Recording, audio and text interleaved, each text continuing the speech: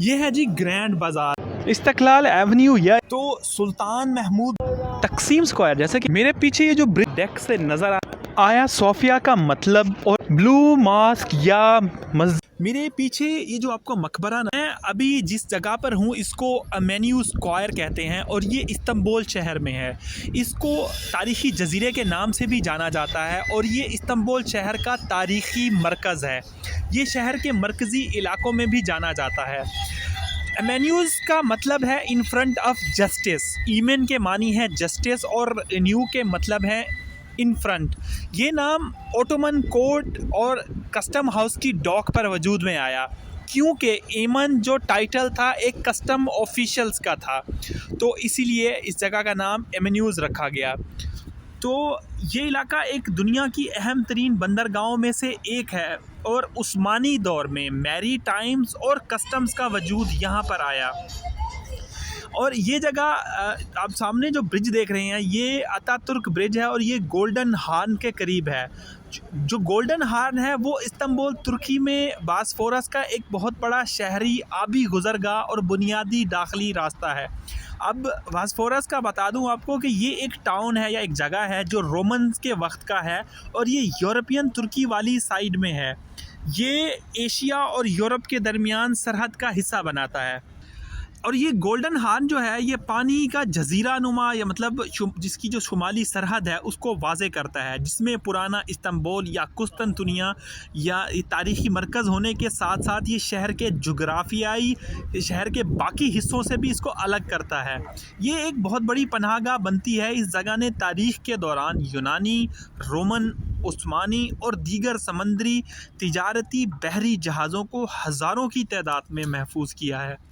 یہ جو ایک برج آپ دیکھ رہے ہیں یہ گلاٹا برج ہے. اس کو گولڈن ہارن کو گھیرے ہوئے ہے اور یہ اپنے دو ساحلوں پر اس مقام پر جڑتا ہے اور اسی جگہ پر یہ فاسفورس سے بھی ملتا ہے اور بہت ساری آرٹ اور پینٹنگز میں بھی دکھایا گیا ہے یہ برج.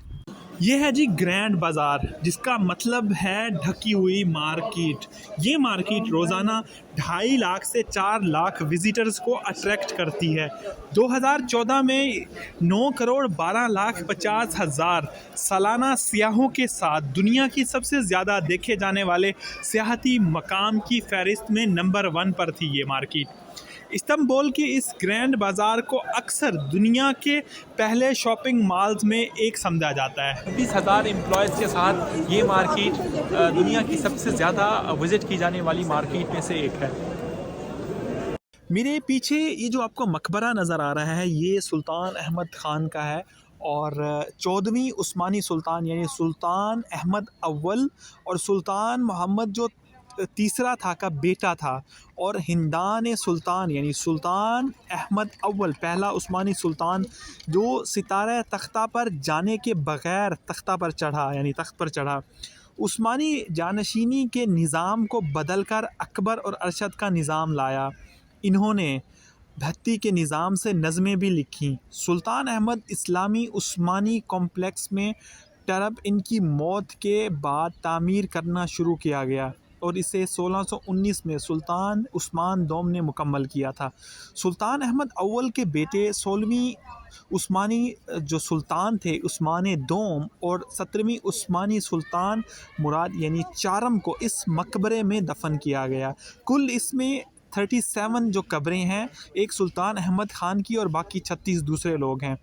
سلطان عثمان جو ثانی تھے جنہوں نے اپنے والد کی طرح نظمیں لکھیں، تخلص فارسی استعمال کیا اور سلطان مراد چہرم 1635 میں بغداد اور ریوان محمد سے کامیابی کے ساتھ واپس آیا تھا اور اس نے محمد کی یاد میں محل میں ایک حویلی بنائی تھی. مقبرے میں سلطان مراد چارم کے لیے ایک نوشتہ بھی موجود ہے. ہر جو باہر سے سنگ مرمر سے ڈھکی ہوئی ہے ٹرب ایک مربع منصوبہ ہے جس کے کونوں میں یعنی بیولیڈ ہے اور اوپر ایک گنبد سے ڈھگا ہوا ہے. عمارت کا دروازہ جس کے سامنے 3 یونٹ والا پورٹیکیو ہے اور یہ بہت اچھی ٹیکنیک سے بنا ہوا ہے اور ہاتھی کے دانت، موتیوں کی ماں اور کچھوے کے خول سے سجایا گیا ہے. مقبرے کے داخلی دروازے کے بالکل سامنے ایک ایوان کے ساتھ مغرب کی طرف بڑھا ہوا تھا۔ اندرونی حصے کو 3 قطاروں میں ترتیب دی گئی ہے، کھڑکیوں سے ہلکا کیا گیا ہے اور عمارت میں ٹائلیں جڑی بوٹیوں کی ساخت کے ساتھ اور ہاتھ سے تیار کردہ سجاوٹ سے بہت اچھی ٹیکنیک کو دیکھ کر کیا گیا ہے۔ عثمانی خاندان سے تعلق رکھنے والے کل 36 افراد کو ایک ساتھ پگڑی میں دفن کیا گیا ہے، جن میں 3 سلطان اور سلطان احمد اول خان کی اہلیہ مہپاکرم کوسم سلطان بھی شامل ہیں۔ تو سلطان محمود دوم جو تھا، اس کے جو والد تھے 30ویں صدی کے جو عثمانی سلطان تھے، سلطان عبدالحمید ون، اور ان کی والدہ نقدیل تھی۔ سلطان محمود دوم نے اپنے دور حکومت میں بہت سے شعبوں میں اختیارات کیں۔ 1839 میں استنبول میں ان کی موت کے بعد انہیں ان کی بہن اسما سلطان کے سرمائی محل کے باغ میں دفن کیا گیا اور ان کا مقبرہ 1 سال کی مختصر وقت میں تعمیر کیا گیا۔ ان کے بیٹے جو 32ویں عثمانی سلطان عبدالعزیز اور ان کے پوتے 34ویں عثمانی سلطان عبدالحمید اول یہاں پر دفن ہیں۔ یہ جو کمپلیکس نما آپ کو یہ مقبرہ نظر آ رہا ہے، یہ ترکی کے شاہی طرز کی سب سے اہم مثالوں میں سے ایک ہے۔ مقبرہ اسے گنبد سے ڈھانپا گیا ہے اور مقبرے اور گنبد کی اوپری دیواروں کو پلاسٹر کے امدادی دستوں، چادروں، پھولوں کی ٹوکریوں سے سجایا گیا ہے۔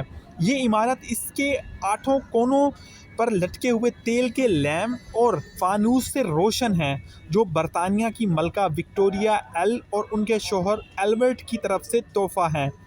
اس کے علاوہ تجرباتی انداز میں سنہری گھڑیاں ہیں جو ان کی طرف سے تحفہ تھی۔ فرانسیسی شہنشاہ نیپولین III مقبرے میں سلطانوں کے ساتھ عثمانی خاندان کے افراد کو دفن کیا گیا ہے۔ اس مقبرے کے داخلی ہال کے باہر جانب سلطان محمود ثانی کی اہلیہ نیو فیدان قدین کا مقبرہ بھی ہے۔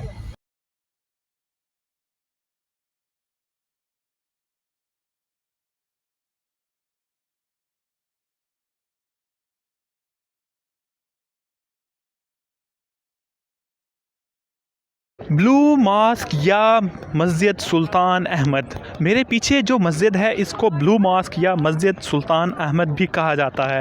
اس مسجد کے 6 مینار ہیں۔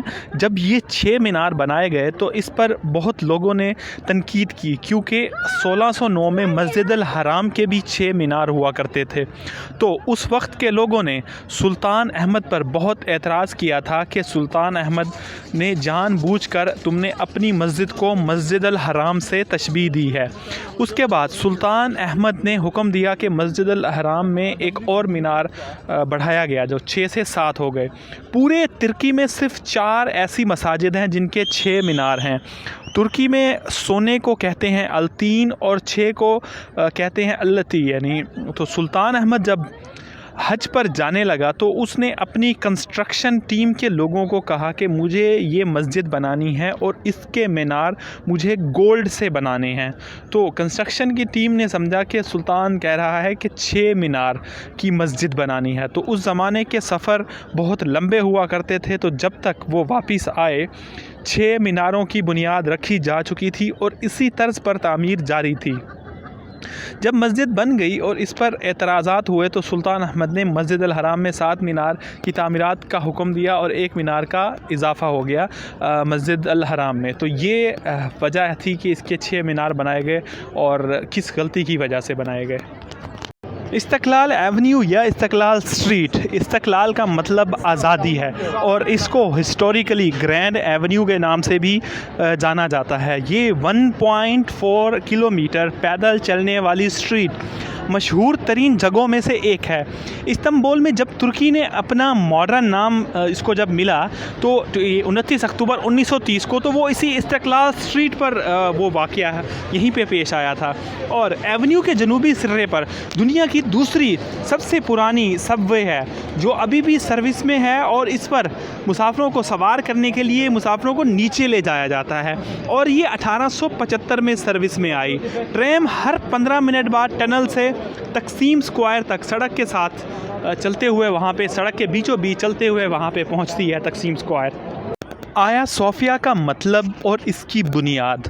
صوفیہ ایک ایجپشین عورت تھی اور وہ مسلم سے عیسائی بن گئی، تو وہاں کے حاکم نے اسے اتنی سزا دی کہ وہ شاید واپس آ جائے، اپنا مذہب مسلم جو ہے وہ واپس آ جائے اس میں، لیکن وہ واپس نہیں آئی بلکہ سزا کے دوران اس کی موت ہو گئی۔ جب یہاں کے حاکم کو یہ بات معلوم ہوئی تو وہاں سے اس کے بقایا جات کو واپس یہاں لایا گیا جو آج کا ترکی ہے۔ تو اس نے ابتدا کی کہ یہاں پر 360 میں اس کے نام سے ایک چرچ بنایا جائے۔ اس کی بقایا جات ابھی بھی مسجد کے اندر ایک جگہ پر دفن ہے۔ آیا صوفیہ کی کہانی بہت لمبی ہے۔ جب 6th سینچری میں جب یہ تعمیرات مکمل کی گئی تو اس وقت کے حاکم نے کہا کہ میں اب حضرت سلیمان سے حاوی ہو چکا ہوں، کیونکہ وہ اتنی بڑی بلڈنگ جنات سے بنوایا کرتے تھے۔ میں نے اس وقت کی یہ شاندار بلڈنگ تو تھی تو میں نے یہ انسانوں سے بنوائی ہے، کیونکہ وہ حاکم اس وقت اس جگہ کے اندر جب داخل ہوا تو یہ الفاظ تھے اس کے، یہ اس وقت کی دنیا کی سب سے بڑی عبادت گاہ بھی تھی، یعنی عبادت گاہ اس وقت جو جتنی بڑی تھی سب سے بڑی یہ تھی۔ 10,000 ورکرز نے اس پر کام کیا اور اس کا دنیا میں مثال بنانا مقصد تھا، اور اس کا تقریباً 5 سال تک یہ تعمیرات ہوتی رہی، اور اس وقت کے جو رومی حکمران تھے اس نے اپنا سارا مال اس پر خرچ کر دیا، اور تقریباً 1000 سال تک عیسائیوں نے یہاں پر عبادت کی، اور یہ جگہ دنیا کی توجہ کا مرکز بنی رہی۔ نپولین نے کہا تھا کہ اگر پوری دنیا کا ایک حکمران ہوتا تو اس کا کیپٹل استنبول ہی ہوتا۔ خواتین اس کے اندر بغیر کپڑے کے یا اسکارف کے اندر نہیں جا سکتی، ان کو لازمی سر ڈھانپ کے اس کے اندر ہی جانا ہوتا ہے۔ اس کی ڈوم جو ہے تقریباً 70 میٹر اونچی ہے، اور یہاں پر 4 اینجلز یا فرشتوں کی تصویریں بنائی گئی ہیں۔ ان کا ماننا ہے یہ عیسائیوں کا کہ انہوں نے اس کو سہارا دیا ہوا ہے، اس ڈوم کو، یہ عیسائیوں کا ماننا ہے۔ 3 کے چہرے ڈھپے ہوئے ہیں، لیکن ایک کا چہرہ کسی تبدیلی کے وقت لیئر کے ہٹنے سے نظر آ رہا ہے۔ یہاں پر 2 سفید چادریں جو لگی ہوئی ہیں، اس کے پیچھے جو تصویر ہے جس میں حضرت مریم اور حضرت عیسیٰ کی جو ہے نا تصویر ہے، جس میں حضرت مریم ایک کرسی پر بیٹھی ہیں اور حضرت عیسیٰ ان کی گود میں ہیں، اور اس وقت کے رومی حاکم جو تھا وہ قسطنطنیہ کا جو قلعہ تھا، یعنی ترکی کا جو قلعہ تھا، اور آیا صوفیہ گفٹ کے طور پر پیش کر رہا ہے حضرت مریم کو، مطلب عبادت اور خوش نودی کے لیے تو وہ کر رہا ہے۔ اور جب یہ مسجد بنی تو مسجد بننے کی وجہ سے وہ جو تصویر ہے اس کو پردہ لگا کے ہائڈ کر دیا گیا ہے، لیکن اس کی اور تصویر جو ہے باہر موجود ہے۔ تو 1000 سال تک چرچ رہنے کے بعد 1453 میں جو اوٹومن امپائر تھی اس کو مسجد میں جو ہے نا تبدیل کر دیا گیا، اور پھر یہ 1934 تک مسجد رہی۔ 1934 میں اتا ترک نے اس کو مسجد سے میوزیم بنا دیا، یہ سگنیفائی کرنے کے لیے کہ ترکی اب ایک سیکولر کنٹری ہے جس میں ہر مذہب کو برابر عزت دی جاتی ہے۔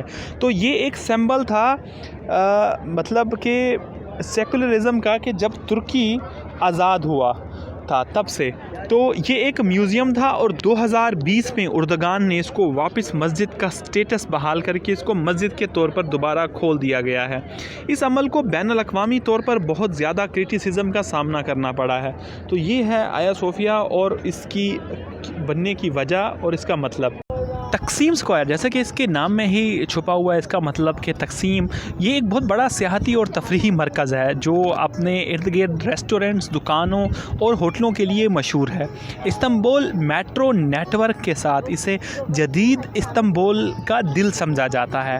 تقسیم اسکوائر کو ریپبلک مونیومنٹ جو بنایا گیا تھا، اس کا افتتاح 1928 میں 5ویں اینیورسری پر ریپبلک آف ترکی کی فاؤنڈیشن پر کی گئی۔ یہاں پر مرمرا ہوٹل، اتا ترک کلچرل سینٹر اور چوک پر کئی جگہوں سے بڑی سڑکیں آ کے یہاں پر ملتی ہے۔ تو یہ ہے تقسیم اسکوائر اور اس کے ارد گرد کا ماحول۔ میرے پیچھے یہ جو برج آپ دیکھ رہے ہیں اس کو بوسفورس برج یا شہداء کے پل سے بھی نام سے بھی جانا جاتا ہے۔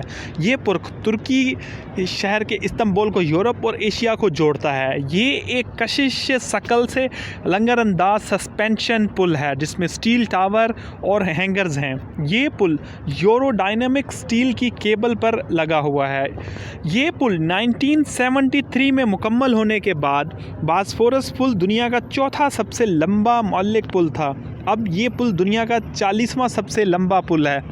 15 जुलाई 2016 को फौजी बगावत की कोशिश के दौरान फौजियों के एक ग्रुप के कंट्रोल हासिल करने और पुल को जुज़वी तौर पर बंद करने के बाद वज़ीर आज़म बिन अली यल्दम ने 25 जुलाई 2016 को तुर्की की काबीना के फैसले का ऐलान किया कि पुल का नाम बाज़ाब्ता तौर पर तब्दील कर दिया जाए और 15 जुलाई में होने वाले इस शहदा का पुल इन लोगों की याद में जो बगावत की कोशिश के ख़िलाफ़ मुज़ाहमत करते हुए मारे गए। बॉस्फोरस पुल अपने अहम ट्रांसपोर्ट रूट के लिए भी मशहूर है जो यूरोप के कुछ हिस्सों को तुर्की से मिलाता है। तो ये है वो पुल जो तुर्की को यूरोप से मिलाता है। और अक्सर हम सुनते हैं कि एक पुल है जो तुर्की और यूरोप के दरमियान में जो फ़र्क है तो वो ये वाला है, उसका जो दूसरा हिस्सा है दूसरी साइड वाला ये यूरोप में है। ये मेरे पीछे जो आपको टावर नज़र आ रहा है इसको गलाटा टावर कहते हैं। और गलाटा टावर जो है ना, इसकी दीवारों को कुछ भूल भुलैया का कहा गया है और इन दीवारों के सबसे ऊंचे जो पॉइंट है मकाम पर एक वॉच टावर बनाया गया है और ये टावर अब एक नुमाइश की जगह और म्यूज़ियम है और ये इस्तांबुल शहर की अलामत है। बज़ंती दौर के दौरान जो यहाँ का हाकिम था शहंशाह जस्टीन, उसने ये टावर तामीर किया था जो ये गलाटा था और ये मीनार 1204 में चौथी सलीबी जंग के दौरान तबाह हो गया था। ये बुनियादी तौर पर इसके ऑब्ज़र्वेशन डेक से नज़र आने वाले इस्तांबुल के 360 डिग्री के नज़ारे के लिए मशहूर है। कुस्तुनतुनिया पर तुर्कों की फ़तह के बाद ये जो कॉलोनी है जीनियस कॉलोनी, इसको ख़त्म कर दिया गया, इसकी दीवारें गिरा दी गई। ये एक कॉलोनी हुआ करती थी तो उस कॉलोनी के दरमियान में एक टावर था जो ऑब्ज़र्वेशन के लिए रखा गया था 360 डिग्री के ऊपर के पूरे शहर को हम यहाँ से देख सकें। तो इसको जब फ़तह किया गया तो इसकी बाकी दीवारें तो गिरा दी गई लेकिन जो टावर है उसको रहने दिया गया और उसे जेल में तब्दील कर दिया गया। ये बुनियादी तौर पर इसके जो है ना बस मशहूर है कि ये अब इसकी जो भूल भुलैया की दीवारों से लोग नीचे से ऊपर जाते हैं और जाके 360 व्यू देखते हैं ऑब्जर्वेटरी जो डेक है उससे। और इसके ऊपर जाने की जो टिकट है वो 175 तुर्किश लीरा है और ये है। और यहाँ से आप ये सामने ये जो गलाटा टावर टिकट ऑफिस है, ये ट्रेन टाइप का इन्होंने बनाया हुआ है, यहाँ से आप ले सकते हैं।